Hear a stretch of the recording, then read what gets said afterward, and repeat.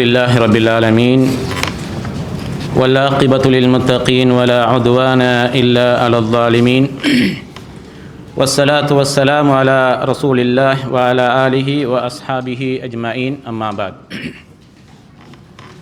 فقد قال الله تعالى في محكم التنزيل أعوذ بالله من الشيطان الرجيم يا أيها الناس اتقوا ربكم الذي خلقكم من نفس واحدة وخلق منها زوجها وبث منهما رجالا كثيرا ونساء واتقوا الله الذي تساءلون به والأرحام إن الله كان عليكم رقيبا.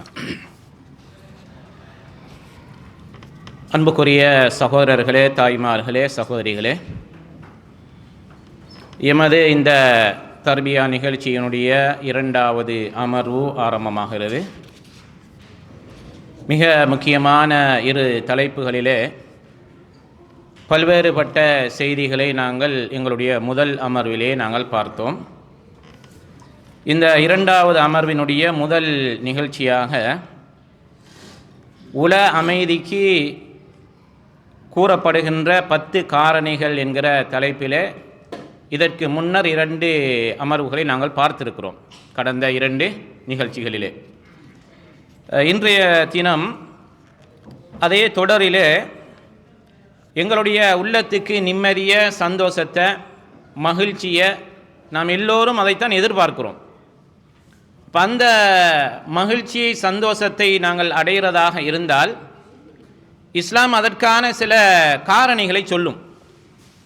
இப்போ அந்த காரணிகள், அந்த விடயத்தில் நாங்கள் சரியாக இருக்கிறோமா, அந்த காரணிகள் எங்களிடத்தில் இருக்கிறதா என்பதை நாங்கள் ஒரு முறை பார்த்து கொள்ள கடமைப்பட்டிருக்கிறோம். அந்த அடிப்படையிலே 5வது காரணியாக அல்லாஹு தாலாவுடைய இறை சிந்தனையில் நாம் எல்லோரும் தொடராக இருக்க வேண்டும். திக்ர், இறைவனுடைய சிந்தனை, இறைவனை நினைவு கூறுகிற விஷயம் நாங்கள் எங்கே இருந்தாலும் சரி, தனிமையில் இருந்தாலும் சரி, அல்லது கூட்டாக இருந்தாலும் சரி, இரவில் இருந்தாலும் சரி, பகலில் இருந்தாலும் சரி, இறைவனுடைய சிந்தனை எங்களுடைய உள்ளத்தில் இருக்கிறதா, அதை எப்பயுமே என்ன செய்யக்கூடாது, குறையாமல் இறைவனுடைய நினைவு எங்களுடைய உள்ளத்தில் ஆழமாக இருக்க வேண்டும். அப்படி இருக்குமாக இருந்தால் நிச்சயமாக எங்களுடைய உள்ளத்திலே நிம்மதி வருவதற்கான ஒரு காரணியாக அதை என்ன செஞ்சிடும், அமைந்து விடும். அன்புக்குரிய சகோதரர்களே, பொதுவாக இந்த திக்ர் என்பது உங்களுக்கு தெரியும். திருமறை குர்ஆனிலே அல்லாஹு தஆலா இந்த இறை சிந்தனை, இறை நினைவு குறித்து புகழ்ந்து பல இடங்களிலே அல்லாஹு தஆலா சொல்லுகிறான். அலா பிதிக்ரில்லாஹி தத்மஇன்னுல் குலூப், நீங்கள் அறிந்து கொள்ளுங்கள், அல்லாஹு தஆலாவுடைய இறை நினைப்பில் தான், இறை சிந்தனையில் தான் உங்களுடைய உள்ளங்கள் எல்லாம் என்ன செய்கிறது, அமைதி உருகின்றன என்று அல்லாஹு தஆலா சொல்லுகிறான். அப்போ அந்த அடிப்படையில் உண்மையிலேயே ஒரு மூமினுக்கு இறைவனுடைய சிந்தனை என்பது எக்காலத்திலும் இந்த நேரத்திலும் என்ன செய்யணும், தேவை. இதை நாங்கள் பெறுவதற்கான வழிகளாக நம்ம என்ன செய்கிறோம், இந்த இறை சிந்தனையின் ஊடாக நாங்கள் நிம்மதியை பெறலாம். இந்த நிம்மதியை பொறுத்தளவில் உண்மையிலேயே எங்களுடைய உள்ளத்துக்கு நிம்மதியை, சந்தோஷத்தை, வாழ்க்கையில் மகிழ்ச்சியை, குடும்பத்தில் சில நேரங்களில் சந்தோஷத்தை ஏற்படுத்த வேண்டுமாக இருந்தால் இந்த சிந்தனைகள், இறைவனுடைய சிந்தனை எங்களுக்கு இருக்க வேண்டும். அதே நேரத்தில் கஷ்டங்கள், சில நேரங்களில் மனசோர்வுகள், கவலைகள், இவைகளெல்லாம் எங்களுடைய உள்ளங்களை ஆட்கொள்ளுகிற பொழுது நாங்கள் என்ன செய்ய வேண்டும், இறைவனின்பால் திரும்புவோமாக இருந்தால் அல்லாஹு தாலா அதை இல்லாமலாக்கி விடுவான். அல்லாஹு தாலா திருமறை குர்ஆனில் நான் மேலே சொன்ன வசனத்தில் அல்லாஹு தாலா அதான் என்ன செய்கிறான், அல்லதீன ஆமனு, யாரெல்லாம் ஈமான் கொண்டு வத்தத்மஇன்னு குலூபுஹும் பிதிக்ரில்லாஹ், அல்லாஹு தாலாவுடைய இறை சிந்தனையினால் தான் என்ன செய்கிறது, உள்ளங்கள் அமைதியுறுகிறது.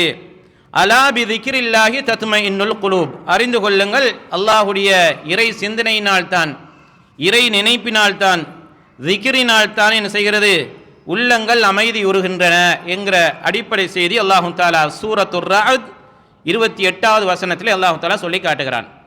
அன்புக்குரிய சகோதரர்களே, குறிப்பாக நம்ம இன்னைக்கு நவீன தொழில்நுட்பங்கள் எல்லாம் அதி உச்சத்தில் வளர்ந்திருக்கிற ஒரு காலப்பகுதியில் நம்ம இருக்கிறோம். சுமாராக ஒரு 30 அல்லது 40 வருடங்களுக்கு முன்னர் குடும்பத்தில் இருந்த மகிழ்ச்சிகள் எல்லாம் இன்னைக்கு குடும்பத்தில் இல்லை. அன்னைக்கு இருந்த மகிழ்ச்சி இன்றைக்கு குடும்பத்தில் இல்லை. தொழிலில் நம்ம முன்னேறி இருக்கிறோம், தொழில்துறையில் முன்னேறி இருக்கிறோம், கண்டுபிடிப்பில் முன்னேறி இருக்கிறோம். ஆனால் அன்றைக்கு குடும்பங்களுக்குள்ள இருந்த உறவு இன்னைக்கு இருக்கிறதா? இல்லை. அல்லாஹு தாலா யாருக்கு அருள் செய்திருக்கிறானோ அவர்களை தவிர. அன்றைக்கு குடும்பத்தினுடைய வீட்டு தலைவி, இல்லத்தரசிகள், அவங்களுக்கு மாஷா அல்லாஹ் சமையல், பிள்ளைகளுடைய பணிகள், கணவனுடைய பணிகள் எல்லாம் செய்து அதற்கு பிறகு மேலதிகமாக பல மணி நேரங்கள் என்ன செய்யும் இருக்கும். ஆனால் இன்றைக்கு அது இருக்கிறதா? 24 மணி நேரம் இன்னைக்கு போதாது என்று சொல்லுகின்ற அளவுக்கு இன்னைக்கு என்ன செய்கிறது?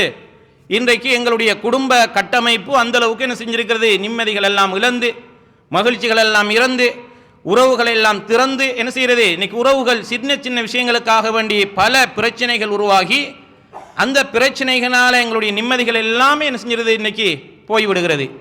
சில நேரங்களில் குடும்ப பிரச்சனைகள், அல்லது தனி மனிதனுக்கு தொழில் ரீதியான பிரச்சனைகள், அல்லது அவனுடைய தொழில் செய்கின்ற இடங்களில் ஏற்படுகிற பிரச்சனைகள், என்ன பிரச்சனைகளாக இருந்தாலும் ஒரு மனிதனுடைய உள்ளத்திலே இறைவனுடைய சிந்தனை இருக்குமாக இருந்தால், இறைவனுடைய நினைவு இருக்குமாக இருந்தால், அவன் அல்லாஹு தாலாவை பெருமைப்படுத்தி அல்லாஹுவை புகழ்ந்து அவன் என்ன செய்வான்? அவனுடைய உள்ளங்கள் அமைதி உறுவதற்கான வாய்ப்புகள் இருக்கிறது. அன்புக்குரிய சகோதரர்களே, இதே மாதிரி அல்லாஹு தாலா திருமறை குர்ஆனிலே சூரத்துல் அஹ்ஸாப் 41, 42 ஆகிய இரு வசனங்களில் அல்லாஹு தாலா சொல்லுகிறான், யா அய்யுஹல்லதீன ஆமனு, விசுவாசிகளே, உதுக்குருல்லாஹ திக்ரன் கசீரா, அல்லாஹ்வை அதிகம் அதிகம் நீங்கள் என்ன செய்யுங்க? நினைவு கூறுங்க. அதிகம் அதிகம் என்ன செய்யுங்க? நினைவு கூறுங்கள். வஸப்பிஹூஹு புக்ரத்தன் வாசீலா, இன்னும் அல்லாஹு தாலாவை நீங்கள் துதிபாடுங்கள். எப்பொழுது? காலையிலையும் மாலையிலையும் என்று அல்லாஹு தாலா சொல்லி காட்டுகிறான். அன்புக்குரிய சகோதரர்கள், நம்ம இன்னைக்கு தொழுகைகளை நிறைவேற்றியதற்கு பிறகு அந்த சந்தர்ப்பம் என்கிறது மிக முக்கியமான ஒரு சந்தர்ப்பம். அல்லாஹ் எங்களுக்கு கடமையாக்கிய ஒரு தொழுகையை நிறைவேற்றி விட்டு அந்த இடத்திலே அல்லாஹ்வுடைய தூதர் காட்டிய சில வழிமுறைகளை நம்ம என்ன செய்கிறோம்? ஔராதுகளை நாங்கள் ஓதுகிறோம். வளமையாக ரசூல் ஸல்லல்லாஹு அலைஹி வஸல்லம் அவர்கள் கற்றுத்தந்த துஆக்கள், ஔராதுகளை நாங்கள் வளமையாக ஓதுகிறோம். அந்த நேரத்தில் எங்களுடைய உள்ளங்களிலே இருக்கிற அந்த மகிழ்ச்சி, அந்த வகையான அமைதியான நிலை பள்ளி சூழலை விட்டு வெளியில் வருகிற பொழுது படிப்படியாக அப்படி குறைந்து போய்விடுகிறது. அதே போன்று இது போன்ற மார்க்க ரீதியான மஜ்லிஸ்களில் ஏற்படுகிற அந்த நிம்மதி அல்லது அந்த ஆறுதல், அது அல்லாத இடங்களுக்கு போகிற நேரத்திலையும் அதுவும் என்ன செஞ்சிருது? இல்லாமல் போய்விடுகிறது. அன்புக்குரிய சகோதரர்களே, அப்போ நம்ம எப்பொழுதுமே என்ன செய்ய வேண்டும்? இறைவனுடைய சிந்தனையினால் எங்களுடைய உள்ளங்கள் அதை என்ன செய்யணும்? நினைத்து நினைத்து நாங்கள் அல்லாஹு தாலாவோடு தொடர்போடு இருக்கிறோம். இன்றைக்கு நம்ம ஒரு தொழுகையை முடிக்கிறோம். உண்மையான இறை விசுவாசி அடுத்த தொழுகை எப்போ வரும் என்று சொல்லி எதிர்பார்ப்பான். அப்போ அவன் என்ன செய்கிறான்?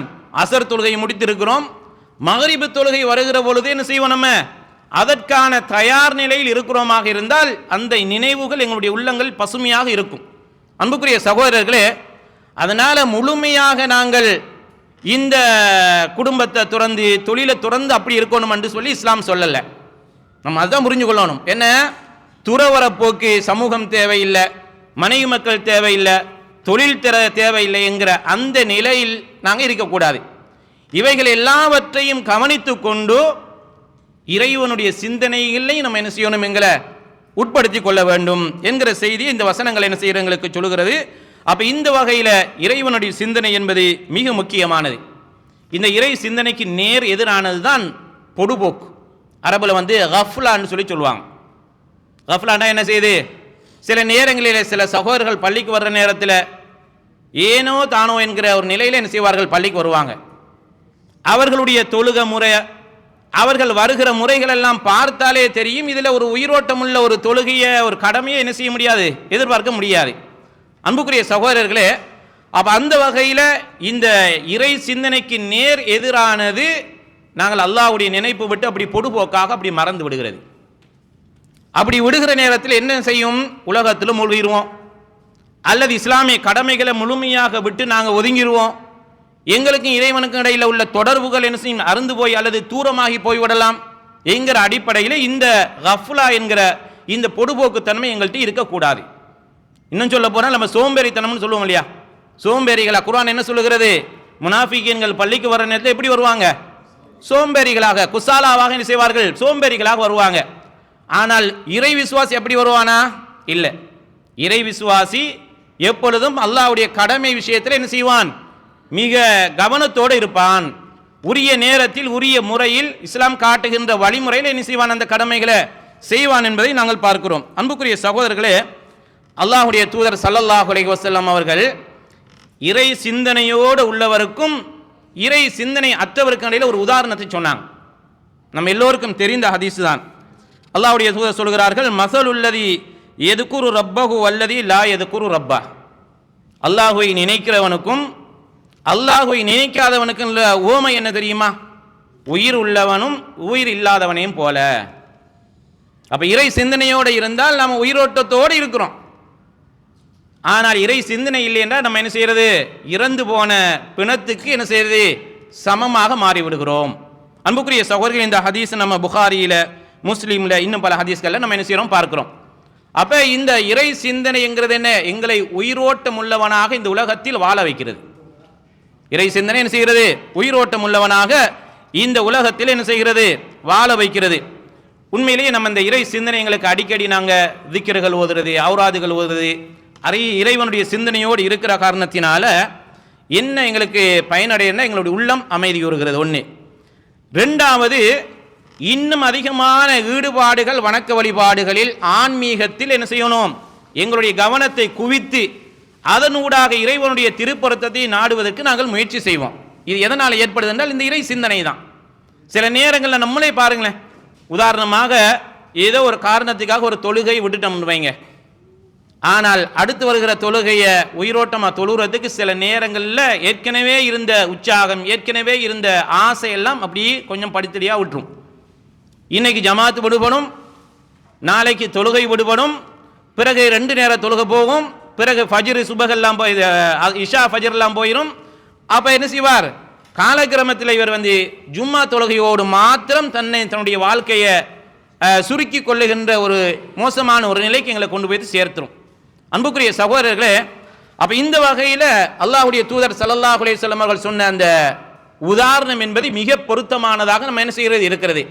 எங்களுடைய சிந்தனைகளுக்கு நம்ம என்ன செய்யறோம்? இன்னைக்கு பார்க்குறோம், மையத்தாக இருக்கிறது, அது எந்த ஒரு பிரயோசனமும் இல்லை. நம்ம எவ்வளோதான் பாசத்தோட அல்லது எவ்வளோ அரவணைப்போட எவ்வளோ செலவழித்திருந்தாலும் அவர் மையத்து தான். குறிப்பிட்ட ஒரு சில மணி நேரங்களுக்கு பிறகு அவர் வேற, நாங்கள் வேற. அவர் போக வேண்டிய இடத்துக்கு போயிடுவார், நாங்கள் எங்கட இடத்துக்கு வந்துடுவோம். அப்போ அதனால என்ன செய்கிறது இல்லை, மையத்து மாதிரி தான் ஒரு மனிதருடைய இறைவனுடைய சிந்தனை இல்லாமல் வாழுகின்ற மனிதருக்கான உதாரணம் அவர் இறந்து போன ஜடலத்தி போல என்று அல்லாஹ்வுடைய தூதர் ஸல்லல்லாஹு அலைஹி வஸல்லம் அவர்கள் என்ன செய்றாங்க? இந்த செய்தியில சொல்லுகிறதை பார்க்கிறோம். அன்புக்குரிய சகோதரர்களே, இமாம் இப்னுல் கய்யிம் ரஹிமஹுல்லா அவர்கள் நிறைய துறை சார்ந்த நூலுக்குரிய ஒரு ஆசிரியர்.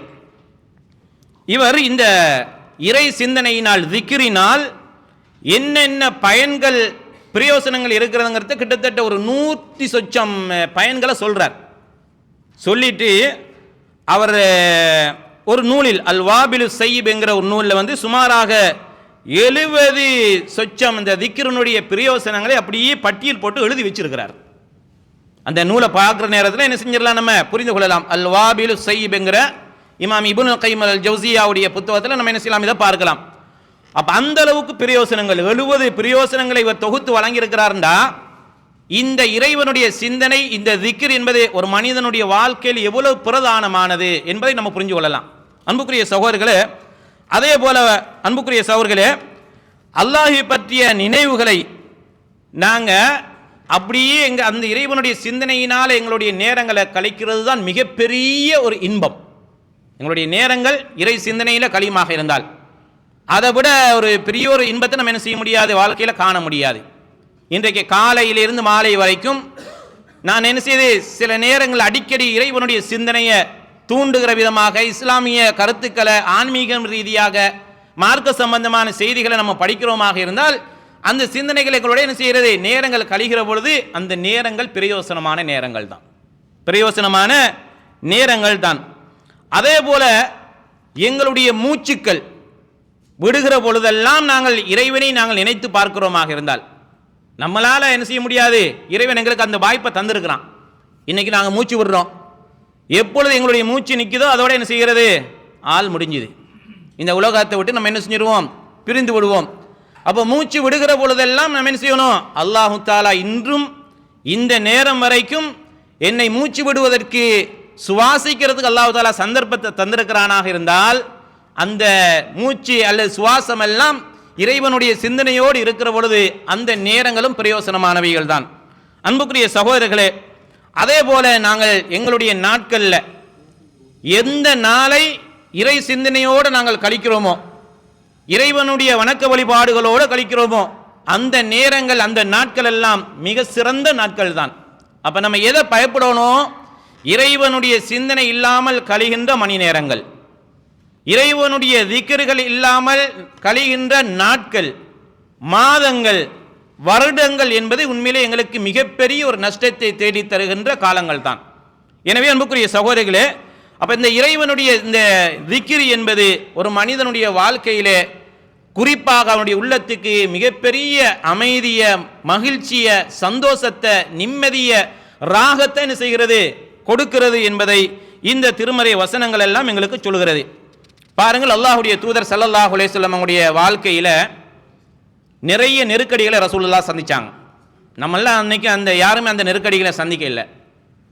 அது அந்த நெருக்கடிகள் பொருளாதார அல்லது உணவு சாப்பாடு ரீதியாக இருந்தாலும் சரி, அல்லது ஆன்மீகம் சார்ந்ததாக இருந்தாலும் சரி, இதுவரைக்கும் நாங்கள் என்ன செய்யலை, அல்லாஹ்வுடைய தூதர் சந்தித்த அந்த நெருக்கடிகளை சந்தித்தது இல்லை. அப்ப அல்லாஹ்வுடைய தூதரை பற்றி அல்லாஹ் தஆலா குர்ஆன்ல என்ன சொல்கிறான் பாருங்க, வலகது நஅலமு, எங்களுக்கு தெரியும், நிச்சயமாக எங்களுக்கு தெரியும், அன்னக யதீகு சதுருக பிமா யகூலூன், உங்களோட இருக்கின்ற அன்றைய காபிர்கள் உங்களுக்கு சொல்லுகின்ற விஷயங்களால், பேசுகின்ற விடயங்களிலால் உங்களுடைய உள்ளம் நெருக்கடிக்குள் உள்ளாகுது என்பதை எங்களுக்கு தெரியும். அப்ப அவங்க பேசுறதால என்ன செய்ய, ரசூலுல்லாஹ்வுடைய மனசுல ஒரு சங்கடத்தை ஏற்படுத்துறாங்க, மனசுல ஒரு நெருக்கடி உருவாகுது, நிம்மதியை என்ன செய்யறதை இழக்கிற அளவுக்கு ரசூலுல்லாஹ் அதை பற்றியே சிந்திக்கிறாங்க. இப்படி அல்லாஹ் தஆலா சொல்லிட்டு சொல்லுகிறான், இப்படியான நெருக்கடிகள் வருகிற பொழுது, மனசுக்கு வெறுக்கத்தக்க பேச்சுக்களை அவர்கள் பேசுகிற பொழுது நம்ம என்ன செய்யணும், அல்லாஹ் தஆலா சொல்லுகிறான், ஃபஸப்பிஹ் பிஹம்தி ரப்பிக, நீங்க செய்ய வேண்டியது என்ன, உங்களுடைய இறைவனை அவனுடைய புகழை கொண்டு நீங்கள் அல்லாஹ்வை துதி பாடுங்கள், அவனை நினைச்சு பாருங்க, அவனை நினைவு கூறுங்கள். இதை என்ன செஞ்சிடும், இவர்கள் எதை சொன்னாலும் அவைகள் எல்லாம் அகன்று விடும் என்று சொல்லி அல்லாஹ் தஆலா குர்ஆன்ல சொல்றான். அப்ப நம்ம என்ன செய்கிறது, எங்களுக்கு ஒரு கஷ்டம், மனசுக்கு நெருக்கடி, துன்பம், கவலைகள், பிரச்சனைகள் அல்லது சோதனைகள் எல்லாம் சில நேரங்களில் அலை அலையாக என்ன செய்யலாம், வரலாம். வருகிற நேரத்தில் நம்ம என்ன செய்யறது, இது அப்படியே உள்ளத்துக்குள்ள பூட்டி அப்படி வச்சிருக்கிறோம். இது வச்சுட்டு இது யாருக்கும் சொல்றது இல்லை. யாரிடத்திலேயாவது மஷூரா கேட்டு இந்த பிரச்சனைகளை தீர்க்கிறதுக்கு அல்லது குறைத்துக் கொள்வதற்கு முயற்சிகள் கூட செய்யாத பல சகோதரர்கள் நம்ம பார்க்கிறோம். இப்போ மனிதன் என்கிறவன் பொதுவாக பிரச்சனைகளுக்கு உள்ளதான் நம்ம எல்லாரும் இருக்கிறோம். அல்லாஹ் தஆலா அப்படித்தான் என்ன செஞ்சிருக்கிறான், எங்களை பிரச்சனைகளை சூழத்தான் நம்ம எல்லாம் வாழ்ந்து கொண்டு இருக்கிறோம். அப்ப அந்த நேரத்தில் எங்களுடைய உள்ளங்களுக்கு கவலையை உண்டாக்கக்கூடிய, எங்களுடைய உள்ளங்களுக்கு நெருக்கடியை உண்டாக்கக்கூடிய, எங்களுடைய மகிழ்ச்சிக்கு ஆபத்தை ஏற்படுத்தக்கூடியவைகள் எது வந்தாலும் அல்லாஹு தாலா படைத்த ரப்புல் ஆலமீனை நாங்கள் புகழ்ந்து துதிபாடி விட்டால் அல்லாஹு தாலா அவைகளை என்ன செஞ்சிருவான், நீக்கி விடுவான். வகும் மினஸ் சாஜிதீன், அல்லாஹு தாலா சொல்லுகிறான், ஒன்று அல்லாஹு தாலாவுடைய புகழை வைத்து நீங்கள் துதிபாடணும், ரெண்டாவது சுஜூது செய்கிறவர்களோடு நீங்கள் ஆகிருங்க. அப்ப இறை வணக்க வழிபாட்டில் நம்மளை என்ன செய்யணும், ஈடுபடுத்திக் கொள்ள வேண்டும். இன்றைக்கு நம்ம வெளியில இருக்கிற நிம்மதியை விட பள்ளிவாசல் நிம்மதியா இருப்போமா இல்லையா? நம்ம இருக்கிற அந்த இடம் மிக முக்கியமான இடம், இறைவன் இபாதத்துக்கென்று வைத்திருக்கிற ஒரு இடம், உலகத்திலேயே மிக சிறப்பான அல்லாஹ் புகழ்ந்து சொல்லுகின்ற இடம். எந்த இடம்? இறை இல்லங்கள். அப்ப அந்த இறை இல்லத்துக்குள்ள நம்ம போயிட்டு இபாதத்துக்காக வேண்டி நாங்கள் எதிர்பார்த்து இருக்கிற பொழுது, அங்க இருக்கிற திருமறை குர்ஆனை எடுத்து படிக்கிற பொழுது, அல்லது ஸலவாத்துக்களை சொல்லிக் கொள்கிற பொழுது, அல்லது இஸ்திக்பார்களை நாங்கள் மேற்கொள்ளுகிற பொழுது ஒரு வகையான நிம்மதி எங்களுடைய உள்ளம் என்ன செய்யும், அடையும். அன்புக்குரிய சகோதரர்களே, அப்ப இந்த செய்தி அல்லாஹ் தஆலா என்ன செய்கிறான், நபிகள் நாயகம் ஸல்லல்லாஹு அலைஹி வஸல்லம் அவர்களுடைய உள்ளங்கள் நெருக்கடிக்குள் தள்ளப்படுகிற பொழுது இதை கடைபிடிக்க சொல்லி என்ன செய்கிறான், அல்லாஹ்வுடைய தூதருக்கு அல்லாஹ் சொல்கிறான். அப்ப என்ன செய்கிறது, இதை நாங்கள் எங்களுடைய வாழ்க்கையில கடைபிடிக்க வேண்டும். இந்த செய்திகளை இறைவனின்பால் எந்த அளவுக்கு நாங்கள் போறோமோ அந்த அளவுக்கு அல்லாஹ் தஆலா என்ன செய்வான், எங்களுக்கு பிரச்சனைகள் அல்லாஹு தாலா தீர்ப்பான், கஷ்டங்களை கவலைகளை போக்குவான், உள்ளத்துக்கு அல்லாஹு தாலா நிம்மதியை தருவான். இன்றைக்கு நிம்மதி இல்லாமல் அலைகிற பல நூறு சகோதரர்களை நம்ம பார்க்குறோம். நீங்கள் அவங்கள்ட்ட கேட்டிங்கன்னு சொன்னால் அவங்களுக்கும் ஈமானுக்கும் எந்த சம்மந்தமே இருக்காது, அவங்களுக்கும் இஸ்லாத்துக்கும் சம்பந்தமே இருக்காது. பேர் மட்டும் பார்த்தா என்ன செய்கிறது, அழகான பேர்கள், நம்ம வச்சிருக்கிற பேரை விட அழகான பேர்கள் வச்சிருப்பாங்க. ஆனால் அவர்கள் ஆன்மீக ரீதியாக இதை எப்படி அணுக வேண்டும் என்கிற அறிவிப்பு அல்லது அது பற்றிய தெளிவு அவங்கள்ட்ட இல்லை. எல்லாத்தையும் எடுத்தா என்ன செய்ய, என்னதான் எனக்கு தான் எப்பயுமே பார்த்தால் பிரச்சனையே, எப்போ பார்த்தாலும் அல்லாஹ் தாலா என்னை சோதித்து பார்க்கிறான் என்று தன்னை மட்டும்தான் உலகத்தில் இருக்கக்கூடிய 600 கோடி மக்களுக்கு மேலே இருக்கிறவங்கள இவரை மட்டும்தான் அல்லாஹ் தாலா சோதிக்கிற மாதிரி என்ன செய்வார், இவர் தன்னுடைய கருத்துக்களை சொல்லுவார். அன்புக்குரிய சகோதரர்களே, எனவே சோதனைகள் என்பது அல்லாஹு தாலா தருகிறானாக இருந்தால் அதிலே நாங்கள் பொறுமையாளர்களாக இருக்கிறோமா என்பதை அல்லாஹு தாலா சோதித்து பார்க்கிறான் எங்கள்கிட்ட. ஏன் சோதனை வருது, எங்களுடைய பொறுமையை சோதிக்கிறதுக்கு அல்லாஹு தாலா. அப்ப இந்த வகையில் நம்ம என்ன செய்ய வேண்டும், இந்த எங்களுடைய நிம்மதியை சந்தோஷத்தை அடைகிறதாக இருந்தால் அல்லாஹு தாலா அல்லாஹ்வுடைய தூதருக்கு என்ன வழிகாட்டலை வழங்கினானோ, எப்படி இறைவன்பால் நெருங்க சொல்லி சொன்னானோ, ஆன்மீக ரீதியாக அதை அணுகச் சொன்னானோ அதே வழிமுறையை நம்ம என்ன செய்யணும், எங்களுடைய வாழ்க்கையில் நாங்கள் கடைபிடிக்க கடமைப்பட்டிருக்கிறோம். இது 5வது காரணம். அதாவது தொடர்ந்து நம்ம என்ன செய்யறது, இறைவனுடைய சிந்தனையோடையே எங்களுடைய வாழ்க்கையை நாங்கள் அமைத்துக் கொள்வது. 6வது காரணம் அல் இஹ்சானு இலா இபாதத்தில்லா, இபாதில்லா அல்லாஹு தாலாவுடைய அடியார்களோடு நல்ல முறையில் நடந்து கொள்ளுதல். அது கால்நடைகளாக இருக்கலாம் அல்லது மனிதர்களாக இருக்கலாம். நம்ம என்ன செய்யறது, மனிதர்களோடு தான் நல்லா இருக்கணுங்கிறதுக்காக வேண்டி உயிரினங்களை நம்ம வேதனைப்படுத்தலாமா, வேதனைப்படுத்தக்கூடாது. இஸ்லாம் என்ன செய்கிறது, அதை மறுக்குது. அது உயிரினம். அப்ப உயிரினங்களோடு குறிப்பாக மனிதர்களோடு நம்ம என்ன செய்யணும், நல்ல முறையில் நடந்து கொள்ள வேண்டும். இந்த நல்ல முறையில் நடந்து கொள்வது என்பது சில நேரங்களில் உணர்வு பூர்வமாக நம்ம அதை இஸ்லாம் அணுகலாம், அல்லது எங்களுடைய உள்ளங்களால் ஏற்படுகிற மாற்றம், அவருக்கு நல்ல கனிவான வார்த்தைகளை சொல்லுகிற பொழுது அவருடைய உள்ளத்தில் என்ன செய்யும், நிம்மதியை நம்ம பார்க்கலாம். சில நேரங்களில் ஒரு மனிதரை நம்ம கோபத்தோடு ஆத்திரத்தோடு அணுகுவதற்கும் கனிவான வார்த்தைகளில் ஊடாக அவரை அணுகுவதற்கும் இடையில பாரிய வித்தியாசம் இருக்குது. அப்ப இப்படி நம்ம என்ன செய்யறது, அணுகிற நேரத்தில் இந்த அணுகிற முறை உணர்வு பூர்வமாக எப்படி அணுகலாம்னு சொன்னால், உதாரணமாக ஒரு மனிதர் கஷ்டத்தோடு இருக்கிறார், அந்த கஷ்டங்களை நிவர்த்தி செய்யறதுக்கு நம்ம என்ன செய்யலாம், உதவிகள் மேற்கொள்ளலாம். எங்களால் எது முடியும் அவ்வளவுதான், நம்ம பெரிய அளவுக்கு அல்ல. அப்ப அந்த வகையில் என்ன செய்கிறது, அவரை பண ரீதியாக அணுகலாம், அல்லது இவருக்கு இன்ன பதவியை கொடுத்தோம்னு சொன்னால் அவருக்கு ஏதாவது ஒரு வகையில் நிம்மதி என்ன செய்யும், கிடைக்கும் என்றால் அந்த பதவியை கொடுக்கிற அளவுக்கு என்ன செய்கிறது, நம்ம அதற்கான வழிகளை நாங்கள் செய்ய வேண்டும். அன்புக்குரிய சகோதரர்களே, உங்களுக்கு தெரியும், நபிகள் நாயகம் ஸல்லல்லாஹு அலைஹி வஸல்லம் அவர்கள் ஒரு நபி தோழர் அல்லாஹ்வுடைய தூதரிடத்தை வந்து கேட்குறாங்க, அல்லாஹ்வின் தூதரே என்ன இன்ன ஏரியாவுக்கு பகுதிக்கு நீங்கள் கவர்னராக நீங்கள் என்ன செஞ்சிருங்க, நியமிச்சிருங்க என்று சொல்றார். கேட்ட நேரத்தில் அல்லாஹ்வுடைய தூதர் என்ன சொன்னாங்க, பதவிங்கிறது நீங்களாக கேட்டு பெற்றுக்கொள்கிற ஒரு அம்சம் அல்ல, நீங்களாக கேட்டு பெற்றுக்கொள்ளக்கூடாது. ஏற்கனவே நீங்கள் பலகீனமான ஆள், உங்களுடைய நிலை என்ன, பலகீனமான ஆள்.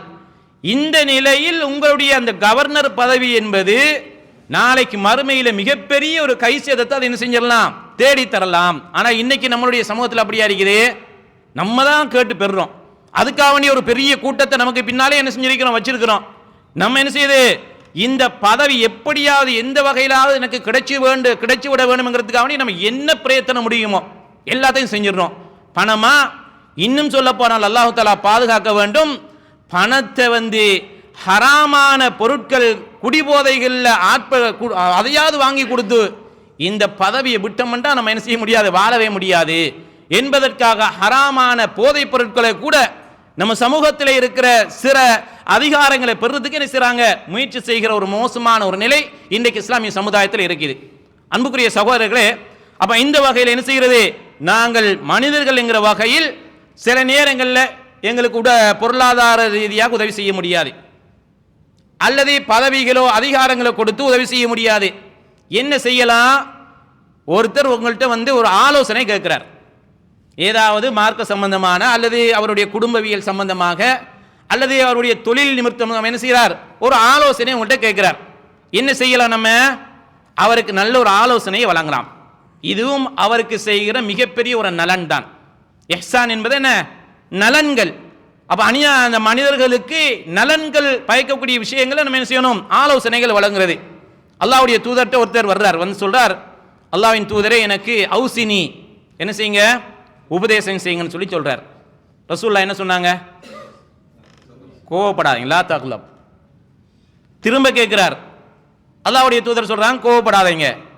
திரும்ப கேட்கிறார், ரசூலுல்லாஹ் சொல்றாங்க கோவப்படாதீங்க. என்றால் ஒரு மனிதனுடைய நிலை, அந்த உபதேசம் எப்ப பயனளிக்கும்? அவர் முழுமையாக தன்னை அந்த உபதேசத்தை உள்வாங்கிக் கொள்ளக்கூடிய நிலையில், மனோநிலையில் அவர் இருக்கிறா இல்லையாங்கிறது நம்ம பார்க்கணும். ஆத்திரத்தை திடீர்னு ஓடி வருவார், வந்து ஏதாவது ஒன்று கேட்பார், கேட்ட நம்ம சொன்னே என்ன செஞ்சிடும், விஷய விபரீதத்துக்கு கொண்டு போய் சேர்த்துரும். அப்ப அல்லாஹ்வுடைய தூதர் அந்த மனிதர் வந்த நிலையை பார்க்கிறார். அப்ப அல்லாஹ்வுடைய தூதர் சொல்றாங்க ஆத்திரப்படாதீங்க, கோபப்படாம கொஞ்சம் இருங்க. அப்ப இந்த வகையில் பொதுவாக ஆலோசனைகள் என்பது மிக முக்கியமானது. நம்ம ஆலோசனைகள் வழங்குற நேரத்தில் அவரை ஒரு தொழில் நிமித்தம் ஒரு ஆலோசனை கேட்கிறாருன்னு சொன்னா, அவர் தொழில முழுசாக லாஸ்ட் ஆகி போற அளவுக்கு என்ன செஞ்சிடக்கூடாது, ஆலோசனைகள் வழங்கிடக்கூடாது. ஆனா என்ன செய்யக்கூடாது, இது போல நம்ம அவரை குழியில தள்ளுற வேலையை பார்க்கக்கூடாது. ஆலோசனைகள் என்பது நம்ம எப்படி அந்த ஆலோசனைகள் எங்களுக்கு பிரயோசனம் அளிக்குமோ அதே அந்த ஆலோசனைகள் அவர்களுக்கு நாங்கள் வழங்க கடமைப்பட்டிருக்கிறோம். அன்புக்குரிய சகோதரர்களே, திருமண பந்தங்கள் சம்பந்தமான ஆலோசனைகள் வரலாம். குடும்பத்தில் சில நேரங்களில் பிரச்சனைகள் இருக்கும், அந்த பிரச்சனைகளை தீர்வு தேடி உங்கள்கிட்ட ஆலோசனைகள் கேட்கலாம். இது இஸ்லாம் என்ன சொல்லுது, என்ன வழிகாட்டல் சொல்லுகிறதுன்னு சொல்லி சில நேரங்களில் கேட்கலாம். கேட்கிற நேரத்தில் நம்ம என்ன செய்யலாம், அந்த ஆலோசனைகளை நாங்கள் அந்த விடயத்தில் கஞ்சத்தனம் காட்டக்கூடாது. ஆலோசனைகள் வழங்குற விஷயத்தில் கஞ்சத்தனம் என்ன செய்யக்கூடாது, நாங்கள் காட்டக்கூடாது. ஆலோசனைகளை தெரிந்தால் வழங்குவோம், தெரியாது விட்டால் ஆலோசனை வழங்குகிற சகோதரர்களை அவர்களுக்கு காண்பிப்போம். காண்பிப்போமா இல்லையா? காண்பிப்போம். அன்புக்குரிய சகோதரர்களே, அப்ப இந்த வகையில் இப்படி நாங்கள் மற்றவர்களுக்கு ஆலோசனைகள் வழங்குகிற பொழுதும் எங்களுடைய உள்ளங்கள் நிம்மதி அடைகிறது. அன்புக்குரிய சகோதரர்களே, அல்லாஹ்வுடைய தூதர் ஸல்லல்லாஹு அலைஹி வஸல்லம் அவங்க சொன்னாங்க, அத்தீனு அன்-நஸீஹா. இஸ்லாம் என்றாலே என்ன? பிறர் நலம் நாடுதல். பிறருக்கு நலவு பயக்கக்கூடிய விடயங்களில் நம்ம என்ன செய்கிறது, நாங்கள் முயற்சி செய்ய வேண்டும். அது மார்க்க ரீதியாக, குடும்பவியல் ரீதியாக, பொருளாதார ரீதியாக, தொழில் ரீதியாக எதுவாக இருந்தாலும் அவருக்கு நலவை நாடக்கூடிய மக்களாக நாங்கள் என்ன செய்யணும், இருக்க வேண்டும் என்கிற செய்தியை இந்த இடத்திலே நாங்கள் பார்க்க கடமைப்பட்டிருக்கிறோம். பாருங்கள், அல்லாஹ்வுடைய தூதர் ஸல்லல்லாஹு அலைஹி வஸல்லம் அவங்க சொல்றாங்க ஒரு பெரிய ஹதீஸில், மன் நஃபஸ அன் முஃமினின் குர்பதம் மின் குரபித் துன்யா. யாராவது ஒருவர் இந்த உலகத்திலே ஒரு முஃமினுடைய கஷ்டத்திலே ஏதாவது ஒரு கஷ்டத்தை போக்கிவிட்டால், அதற்கு உதவி செய்து விட்டால், அல்லாஹு தஆலா அதுக்கு என்ன பிரதிபலன் கொடுக்கிறான்? நஃபஸல்லாஹு அன்ஹு குர்பதம் மின் குரபி யௌமில் கியாமா. இங்க ஒரு மூமின் அடைகிற கஷ்டத்துக்கு நம்ம என்ன செய்கிறோம், உதவி செய்கிறோம், கஷ்டத்தை இலகுபடுத்திடுறோம். அல்லாஹு தஆலா என்ன செய்கிறான், நாங்க நாளைக்கு மறுமையில எங்களுக்கு வருகிற கஷ்டத்தை அல்லாஹு தஆலா நீக்கிடுவான். அப்ப இந்த உலகத்தில் செய்கிற இந்த நலவு என்ன செய்கிறது, மறுமையில எங்களுக்கு சில நேரங்களில் கஷ்டங்கள் வரலாம். அந்த கஷ்டத்துக்கு பலனாக அல்லாஹு தஆலா இந்த உலகத்தில் ஒரு மனிதனுக்கு செய்கிற உதவி என்ன செய்கிறது, மாறி விடுகிறது என்று அல்லாஹ்வுடைய தூதர் சொன்னாங்க. தொடர்ந்தும் சொல்லுகிறார்கள், வமன் யஸ்ஸர அன் முஸிரின் யஸ்ஸரல்லாஹு அலைஹி ஃபித் துன்யா வல் ஆখিরা. யார் ஒரு கஷ்டப்பட்டவனுக்கு அவனுடைய கஷ்டத்தை நீக்குறானோ, இலகுபடுத்தி கொடுக்கிறானோ, அல்லாஹு தஆலா உலகத்திலேயும் மறுமையிலேயும் நீக்குகின்ற அந்த கஷ்டத்துக்கு துணையாக நிற்கிறவனுடைய கஷ்டங்களை அல்லாஹு தஆலா என்ன செஞ்சிருவான், நீக்கி விடுவான். அப்போ பொருளாதார வளர்ச்சிக்கு, குடும்பத்தில் உள்ள மகிழ்ச்சிக்கு, உள்ளத்தில் உள்ள நிம்மதிக்கு இது என்ன செய்கிறது, மிக முக்கியமான காரணமாகிறது. இன்னும் சொல்லுகிறார்கள், வமன் சத்தர முஸ்லிமன் சத்தரஹுல்லாஹு ஃபித் துன்யா வல் ஆখিরা. சக முஸ்லிமுடைய குறைகளை யார் மறைக்கிறாரோ, அல்லாஹு தஆலா உலகத்தில் உள்ள மறுமையில் உள்ள இவருடைய குறையை அல்லாஹு தஆலா மறைத்து விடுவான். இதெல்லாம் என்ன செய்கிற எங்களுடைய உள்ளத்தில் நிம்மதி ஏற்படுத்துவதற்கான காரணிகளாக அல்லாஹ்வுடைய தூதர் சொல்கிறார்கள். சொல்லிவிட்டு இறுதியாக சொல்கிறார்கள், வல்லாஹு ஃபீ அவுனில் அப்தி மா கானல் அப்து ஃபீ அவுனி அஹீஹி. ஒரு மனிதர் எந்த அளவுக்கு ஒரு அடியானுக்கு உதவி செய்கிறாரோ அந்த காலமெல்லாம் அல்லாஹு தஆலா அந்த உதவி செய்கிற அடியானுக்கு உதவி செய்து கொண்டே இருப்பான். அப்ப நம்ம என்ன செய்யறது, எங்களால் ஒரு சிறிய ஒரு தொகை அல்லது சிறியதொரு உதவிதான் செய்ய முடியுமாக இருந்தால் நாங்கள் பின்வாங்கிவிடக்கூடாது. அல்லாஹு தாலா இந்த உதவியினூடாக எங்களுடைய பொருளாதாரத்தை வளர்ச்சியில் அடைய வைக்கலாம், எங்களுடைய மனசுக்கு நிம்மதியை தரலாம், எங்களுக்கு வர இருக்கிற கஷ்டங்களை அல்லாஹு தாலா போக்கி விடலாம். மறுமையில நாங்கள் வெக்கி தலை குனிந்து என்னுமே செய்யலையே என்று கைசேதப்படுகின்ற அப்படியான கஷ்டங்களை அல்லாஹு தாலா போக்கி விடலாம். எனவே அன்புக்குரிய சகோதரர்களே, இப்படியான நலவான விஷயங்களிலே பிற சகோதரர்களுடைய விஷயத்தில் நாங்கள் பங்கெடுக்கிற பொழுது அல்லாஹு தாலா என்ன செய்கிறான், எங்களுடைய கஷ்டங்களை நீக்குவதாக நபிகள் நாயகம் ஸல்லல்லாஹு அலைஹி வஸல்லம் அவர்கள் சொல்லி காட்டுகிறார்கள். இறுதியாக அல்லாஹ்வுடைய தூதர் ஸல்லல்லாஹு அலைஹி வஸல்லம் அவர்கள் ஒரு அல்லாஹ்வுடைய மார்க்க விடயங்களுக்கு செலவழிக்கிறவனுக்கும் கஞ்சனுக்கும் ஒரு உதாரணத்தை சொன்னாங்க.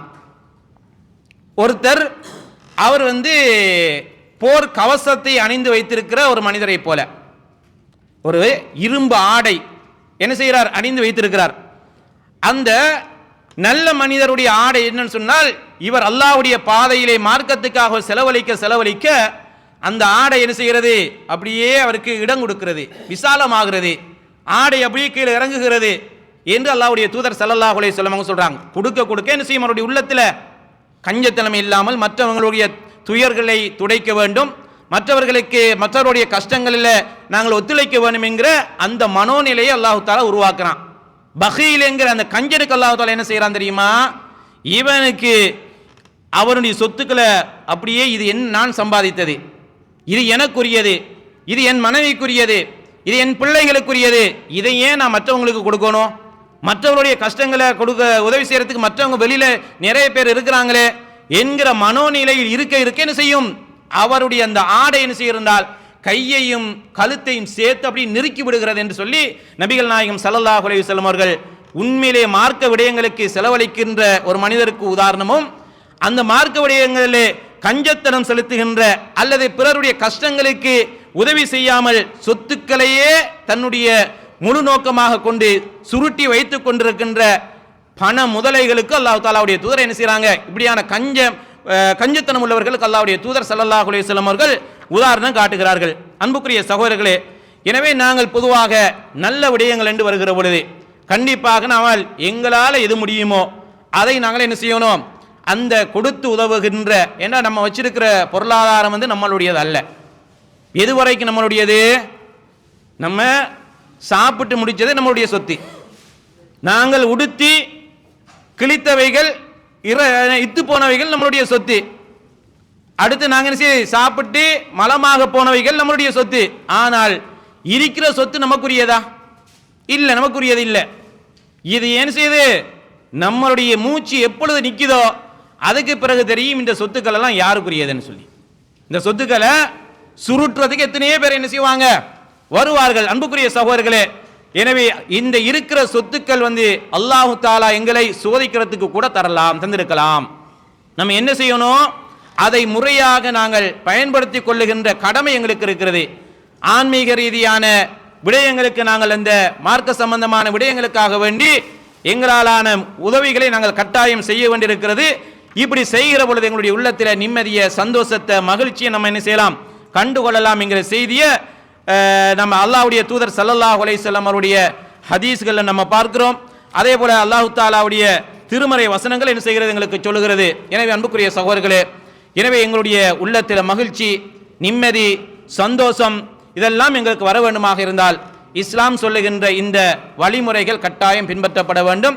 எனவே இரண்டு விஷயங்கள் நாங்கள் இன்றைய அமர்விலே பார்த்திருக்கிறோம். ஒன்று, தொடராக இறைவனுடைய சிந்தனையோடு நாங்கள் என்ன செய்கிறது, எங்களுடைய வாழ்க்கையை நாங்கள் கழிப்பது.